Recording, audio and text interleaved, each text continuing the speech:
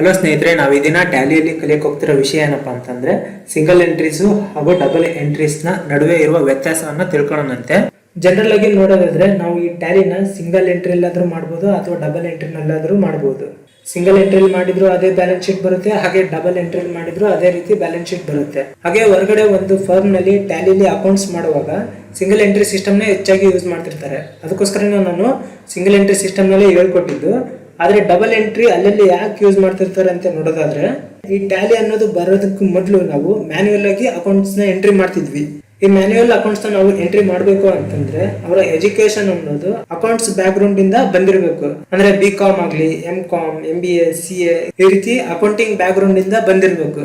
ಇವರು ಮಾತ್ರ accounting transactions ನ ಮ್ಯಾನ್ಯುಯಲ್ ಆಗಿ ಬರೀತಿರ್ತಾರೆ. ಯಾಕಂದ್ರೆ ಇವಾಗ ಜನರಲ್ ಆಗಿ ನೋಡೋದಾದ್ರೆ ಟ್ಯಾಲಿಯಲ್ಲಿ ಅಕೌಂಟ್ಸ್ ನ ಎಂಟ್ರಿ ಮಾಡೋಕ್ ಮುಂಚೆನೆ ಅವರಿಗೆ ಒಂದು ಐಡಿಯಾ ಅನ್ನೋದು ಇರುತ್ತೆ. ಅಂದ್ರೆ ಅವರಿಗೆ ಅಕೌಂಟಿಂಗ್ ಪ್ರಿನ್ಸಿಪಲ್ಸ್ ನ ಬಗ್ಗೆ ಗೊತ್ತಿರುತ್ತೆ. ಹಾಗೆ ಅವರು ಅಕೌಂಟಿಂಗ್ ಪ್ರಿನ್ಸಿಪಲ್ ನ ಬೇಸ್ ಆಗಿ ಒಂದು ಟ್ರಾನ್ಸಾಕ್ಷನ್ಸ್ ನ ಯಾವ್ದು ಡೆಬಿಟ್ ಯಾವ್ದು ಕ್ರೆಡಿಟ್ ಅಂತ ಹೇಳಿ ಒಂದು ನಾಲೆಡ್ಜ್ ಇರುತ್ತಲ್ಲ, ಅವರು ಆ ಟ್ಯಾಲಿನ ಡಬಲ್ ಎಂಟ್ರಿ ಸಿಸ್ಟಮ್ ನಲ್ಲಿ ಈಸಿಯಾಗಿ ಮಾಡ್ತಿರ್ತಾರೆ. ಅದೇ ಇವಾಗ ಅಕೌಂಟಿಂಗ್ ಬ್ಯಾಕ್ ಗ್ರೌಂಡ್ ಇಲ್ಲದೆ ಇರೋರಿಗೆ ಈ ಡಬಲ್ ಎಂಟ್ರಿ ಸಿಸ್ಟಮ್ ಅನ್ನೋದು ಸ್ವಲ್ಪ ಕಷ್ಟ ಆಗುತ್ತೆ. ಇವಾಗಿನ ಟೈಮ್ ನಲ್ಲಿ ಟ್ಯಾಲಿಲಿ ಅಕೌಂಟ್ಸ್ ನ ಮಾಡೋರು ಆಲ್ಮೋಸ್ಟ್ 50% ಜನ ಏನಿದ್ರಲ್ಲ ಅವರು ಅಕೌಂಟಿಂಗ್ ಬ್ಯಾಕ್ ಗ್ರೌಂಡ್ ಇಲ್ಲದೆ ಇರೋರೇ ಇರ್ತಿರೋದು. ಅವರಿಗೆ ಈ ಡಬಲ್ ಎಂಟ್ರಿ ಬಗ್ಗೆ ಅಷ್ಟು ಗೊತ್ತಿರಲ್ಲ. ಈ ಅಕೌಂಟಿಂಗ್ ಗೋಲ್ಡನ್ ರೂಲ್ಸ್ ನ ಯೂಸ್ ಮಾಡ್ಕೊಂಡು ಅಕೌಂಟ್ಸ್ ನ ಮಾಡ್ತಿರ್ತಾರಲ್ಲ, ಈ ಅಕೌಂಟಿಂಗ್ ಗೋಲ್ಡನ್ ರೂಲ್ಸ್ ಅಂತಂದ್ರೆ ಏನಂತ ಕಲಿಯಕ್ಕಿಂತ ಮುಂಚೆ DR ಹಾಗೂ CR ಅಂತಂದ್ರೆ ಏನಂತ ಹೇಳಿ ತಿಳ್ಕೊಬೇಕಾಗುತ್ತೆ. DR ಅಂತಂದ್ರೆ ಡೆಬಿಟ್ ಅಂತ ಹೇಳಿ ಅರ್ಥ, ಹಾಗೆ ಈ CR ಅಂತಂದ್ರೆ ಕ್ರೆಡಿಟ್ ಅಂತ ಹೇಳಿ ಅರ್ಥ. ನಮ್ಗೇನ್ ಅಮೌಂಟ್ ಬರುತ್ತಲ್ಲ ಅದನ್ನ ನಾವು ಡೆಬಿಟ್ ಅಂತ ಹೇಳಿ ಕರಿತೀವಿ. ಹಾಗೆ ನಮ್ಮಿಂದ ಅಮೌಂಟ್ ಏನಾದ್ರೂ ಹೋಗೋದಿದ್ರೆ ಅದನ್ನ ನಾವು ಕ್ರೆಡಿಟ್ ಅಂತ ಹೇಳಿ ಕರಿತೀವಿ. ಈ ಗೋಲ್ಡನ್ ರೂಲ್ಸ್ ಆಫ್ ಅಕೌಂಟಿಂಗ್ ಅಂತಂದ್ರೆ ಏನು ಅಂತ ಹೇಳೋದಾದ್ರೆ, ಇದರಲ್ಲಿ 3 ರೀತಿಯ ಟೈಪ್ ಇದ್ದು, ಫಸ್ಟ್ ಒನ್ ರಿಯಲ್ ಅಕೌಂಟ್ಸ್ ಅಂತ ಹೇಳಿ ಕರಿತೀವಿ. ಹಾಗೆ ಸೆಕೆಂಡ್ ಒನ್ ನ ಪರ್ಸನಲ್ ಅಕೌಂಟ್ಸ್ ಅಂತ ಹೇಳಿ ಕರಿತೀವಿ. ಹಾಗೆ ಥರ್ಡ್ ಒನ್ ನ ನಾಮಿನಲ್ ಅಕೌಂಟ್ಸ್ ಅಂತ ಹೇಳಿ ಕರಿತೀವಿ. ಈ ಅಕೌಂಟಿಂಗ್ ಟ್ರಾನ್ಸಾಕ್ಷನ್ ಏನಿದೆಯಲ್ಲ, ಇಲ್ಲಿ 3 ಟೈಪ್ ಇದೆಯಲ್ಲ, ಈ 3 ಟೈಪ್ ಅಲ್ಲಿ ನಾವು ಡಿವೈಡ್ ಮಾಡಿರ್ತೀವಿ. ಈ ರಿಯಲ್ ಅಕೌಂಟ್ ಅಂತ ಏನಂತ ಹೇಳೋದಾದ್ರೆ, ಇಲ್ಲಿ debit what comes in, credit what goes out ಅಂತ ಹೇಳಿ ಕರೀತಾರ. ಇದನ್ನ ಎಕ್ಸಾಂಪಲ್ ಹೇಳೋದಾದ್ರೆ, ಈ ರಿಯಲ್ ಅಕೌಂಟ್ಸ್ ಅನ್ನೋದು ನಾವು ಬಿಸ್ನೆಸ್ ಅಲ್ಲಿ ಏನು ಅಸೆಟ್ಸ್ ನ ಟ್ರಾನ್ಸಾಕ್ಷನ್ ಮಾಡ್ತೀವಲ್ಲ ಅದನ್ನ ಎಂಟ್ರಿ ಮಾಡೋದಕ್ಕೆ ಇರುತ್ತೆ. ಅಂದ್ರೆ ನಾವು ಇಲ್ಲಿ ಎಕ್ಸಾಂಪಲ್ ನೋಡೋದಾದ್ರೆ, ಇಲ್ಲಿ ನೋಡ್ತಿರ್ಬೋದು ನೀವು cash, land and building, plant and machineries, furnitures ಇತ್ಯಾದಿ. ಅಂದ್ರೆ ನಮ್ಮ ಬಿಸ್ನೆಸ್ ಗೆ ಅಮೌಂಟ್ ಏನಾದ್ರು ಬರ್ತಿದ್ರೆ ಈ ರಿಯಲ್ ಅಕೌಂಟ್ಸ್ ಅಲ್ಲಿ ಬರುತ್ತೆ. ಅದೇ ರೀತಿ ನಾವು ಬಿಸ್ನೆಸ್ ಗೋಸ್ಕರ ಏನಾದ್ರು ಜಾಗ ಖರೀದಿ ಮಾಡಿದ್ರೆ, ಒಂದು ಬಿಲ್ಡಿಂಗ್ ಖರೀದಿ ಮಾಡಿದ್ರೆ, ಇಲ್ಲ ಕಂಪ್ಯೂಟರ್, ಮಷಿನರೀಸ್, ಪ್ಲಾಂಟ್, ಹಾಗೆ ಫರ್ನಿಚರ್ ಏನಾದ್ರು ನಾವು ಪರ್ಚೇಸ್ ಮಾಡಿದ್ರೆ ಅದೆಲ್ಲ ಅಸೆಟ್ ಅಲ್ಲ ನಮ್ಗೆ. ಈ ಅಸೆಟ್ಸ್ ಎಲ್ಲ ನಾವು ರಿಯಲ್ ಅಕೌಂಟ್ ಅಲ್ಲಿ ಹಾಕ್ಬೇಕಾಗುತ್ತೆ. ಈ ಅಸೆಟ್ಸ್ ಅಲ್ಲಿ ನಮಗೆ ಬಂದಿರೋದೆಲ್ಲ ನಾವು ಡೆಬಿಟ್ ಅಲ್ಲಿ ಹಾಕ್ಬೇಕಾಗುತ್ತೆ. ಅದೇ ರೀತಿ ಅದೇನಾದ್ರೂ ಸೇಲ್ ಆದ್ರೆ ಅದನ್ನ ನಾವು ಕ್ರೆಡಿಟ್ ಅಲ್ಲಿ ಹಾಕ್ಬೇಕಾಗುತ್ತೆ. ಅದೇ ರೀತಿ ಸೆಕೆಂಡ್ ಒನ್ ಪರ್ಸನಲ್ ಅಕೌಂಟ್ಸ್ ಅಂತ ಇದೆಯಲ್ಲ, ಈ ಪರ್ಸನಲ್ ಅಕೌಂಟ್ಸ್ ಅಲ್ಲಿ debit the receiver, credit the ಗಿವರ್ ಅಂತ ಹೇಳಿ ಕರೀತಾರೆ. ಈ ಪರ್ಸನಲ್ ಅಕೌಂಟ್ ಅಲ್ಲಿ ಪರ್ಟಿಕ್ಯುಲರ್ ಆಗಿ ಒಬ್ಬ ಪರ್ಸನ್ ಹೆಸರು ಅಥವಾ ಕಂಪನಿ ಹೆಸರು ಅಥವಾ ಒಂದು ಸ್ಟೋರ್, ಬ್ಯಾಂಕ್ ಅಕೌಂಟ್ ಹೆಸರು, ಈ ರೀತಿ ಒಬ್ಬ ಪರ್ಸನ್ ಅಥವಾ ನೇಮ್ ಅಂತ ಅನ್ನೋದು ಬಂತಂದ್ರೆ ಈ ಪರ್ಸನಲ್ ಅಕೌಂಟ್ಸ್ ಅಲ್ಲಿ ಎಂಟ್ರೀಸ್ ಮಾಡಬೇಕಾಗುತ್ತೆ.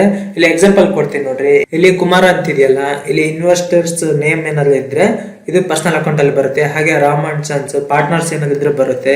ವಿಷ್ಣು ಸ್ಟೋರ್ಸ್ ಅಂತೇಳಿ ಕಂಪನಿ ನೇಮು, ಇನ್ನು ಸ್ಟೋರ್ ನೇಮು ಈ ರೀತಿ ಇದ್ರೆ ಈ ಪರ್ಸನಲ್ ಅಕೌಂಟ್ ಅಲ್ಲಿ ಬರುತ್ತೆ. ಹಾಗೆ bank account, SBI bank, Andhra bank, Karnataka bank ಈ ರೀತಿ ಬ್ಯಾಂಕ್ ನೇಮ್ಸ್ ಏನಾದ್ರು ಬಂದ್ರೆ ಈ ಪರ್ಸನಲ್ ಅಕೌಂಟ್ ಕ್ಯಾಟಗರಿಲಿ ಬರುತ್ತೆ. ಹಾಗೆ ಇದರಲ್ಲಿ ಅಮೌಂಟ್ ಬರೋದಿದ್ರೆ ನಾವು ಡೆಬಿಟ್ ಅಲ್ಲಿ ಹಾಕ್ತಿವಿ, ಅಮೌಂಟ್ ಹೋಗೋದಿದ್ರೆ ನಾವು ಕ್ರೆಡಿಟ್ ಅಲ್ಲಿ ಹಾಕ್ತಿವಿ. ಅದಕ್ಕೆ ನಾವು ಇದನ್ನ ಡೆಬಿಟ್ ದ ರಿಸೀವರ್ ಹಾಗೆ ಕ್ರೆಡಿಟ್ ದ ಗಿವರ್ ಅಂತ ಹೇಳಿ ಕರಿತೀವಿ. ಅದೇ ರೀತಿ ನಾವು ನಾಮಿನಲ್ ಅಕೌಂಟ್ಸ್ ನ ನೋಡೋದಾದ್ರೆ, ಇದರಲ್ಲಿ debit all expenses and losses, ಹಾಗೆ credit all the income and profit ಅಂತ ಹೇಳಿ.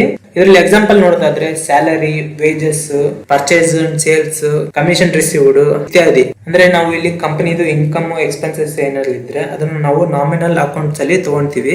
ಈ ರೀತಿ ನಾಮಿನಲ್ ಅಕೌಂಟ್ಸ್ ಟ್ರಾನ್ಸಾಕ್ಷನ್ ಏನಾದ್ರು ಬಂದ್ರೆ ನಮ್ಗೆ ಎಕ್ಸ್ಪೆನ್ಸಸ್ ಹಾಗೆ ಲಾಸಸ್ ಏನಿದೆ ಅದು ಡೆಬಿಟ್ ಸೈಡ್ ಅಲ್ಲಿ ಎಂಟ್ರಿ ಮಾಡ್ತೀವಿ. ಹಾಗೆ ಇನ್ಕಮ್ ಮತ್ತು ಪ್ರಾಫಿಟ್ಸ್ ಏನಾದ್ರು ಇದ್ರೆ ನಾವು ಕ್ರೆಡಿಟ್ ಸೈಡ್ ಅಲ್ಲಿ ಎಂಟ್ರಿ ಮಾಡ್ತೀವಿ. ಓಕೆ ಸ್ನೇಹಿತರೆ, ನಿಮಗೆ ಗೊತ್ತಾಯ್ತಲ್ಲ, ಒಂದು ಕಂಪನಿಗೆ ಇನ್ವೆಸ್ಟ್ಮೆಂಟ್ ಆಗ್ಲಿ ಅಥವಾ ಅಸೆಟ್ಸ್ ಏನಾದ್ರು ಪರ್ಚೇಸ್ ಮಾಡಿದ್ರೆ ನಾವು ರಿಯಲ್ ಅಕೌಂಟ್ ಅಲ್ಲಿ ಹಾಕ್ತಿವಿ.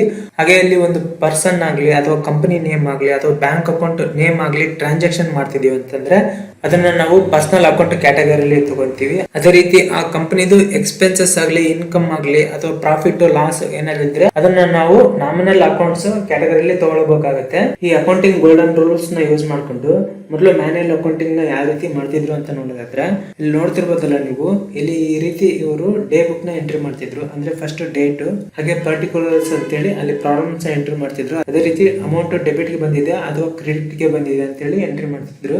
ಇಲ್ಲಿ ಫಸ್ಟ್ ಒಂದು ಪ್ರಾಬ್ಲಮ್ ನೋಡೋದಾದ್ರೆ, ರೆಂಟ್ ಪೇಡ್ 5000 ಅಂತಿದೆ. ಈ ರೆಂಟ್ ಪೇಡ್ ಅನ್ನೋದು ನಾಮಿನಲ್ ಅಕೌಂಟ್ ಅಲ್ಲಿ ಬರುತ್ತಲ್ಲ, ಈ ನಾಮಿನಲ್ ಅಕೌಂಟ್ ಅಲ್ಲಿ debit all expenses and losses, credit all the income and profit ಅಂತಿದೆ. ಅಂದ್ರೆ ನಾವು ಏನೇ ಎಕ್ಸ್ಪೆನ್ಸಸ್ ಲಾಸಸ್ ಇದ್ರು ಡೆಬಿಟ್ ಸೈಡ್ ಅಲ್ಲಿ ಬರೀಬೇಕು ಅಮೌಂಟ್ ನ. ಏನೇ ಪ್ರಾಫಿಟ್ ಅಥವಾ ಇನ್ಕಮ್ ಏನಾದ್ರು ಬಂದ್ರೆ ಅದನ್ನ ನಾವು ಕ್ರೆಡಿಟ್ ಸೈಡ್ ಅಲ್ಲಿ ಎಂಟ್ರಿ ಮಾಡಬೇಕಾಗುತ್ತೆ. ಈ ರೆಂಟ್ ಅನ್ನೋದು ನಾವು ಪೇ ಮಾಡ್ತಾ ಇದೀವಲ್ಲ, rent paid account debtor to cash ಅಂತ ಹೇಳಿ ಬರಬೇಕಾಗುತ್ತೆ. ಇಲ್ಲಿ ಡೆಬಿಟ್ ಅಲ್ಲಿ 5000 ರೆಂಟ್ ಅಕೌಂಟ್ ಬರುತ್ತೆ, ಹಾಗೆ ಕ್ಯಾಶ್ ಗೆ ಕ್ರೆಡಿಟ್ ಅಲ್ಲಿ ಬರುತ್ತೆ 5000 ಅಂತ ಹೇಳಿ. ಅಂದ್ರೆ ಇದು ರೆಂಟ್ ಗೆ ಡೆಬಿಟ್ ಆಗ್ತಿದೆ ಹಾಗೆ ಕ್ಯಾಶ್ ಗೆ ಕ್ರೆಡಿಟ್ ಆಗ್ತಿದೆ. ಅದೇ ರೀತಿ ಇಲ್ಲಿ ಟ್ರಾವೆಲಿಂಗ್ ಎಕ್ಸ್ಪೆನ್ಸಸ್ ಅಂತಿದೆ 1500. ಇದು ಕೂಡ ನಾಮಿನಲ್ ಅಕೌಂಟ್ ಅಲ್ಲಿ ಬರುತ್ತಲ್ಲ, ಇದು travelling expenses account debtor to cash ಅಂತೇಳಿ.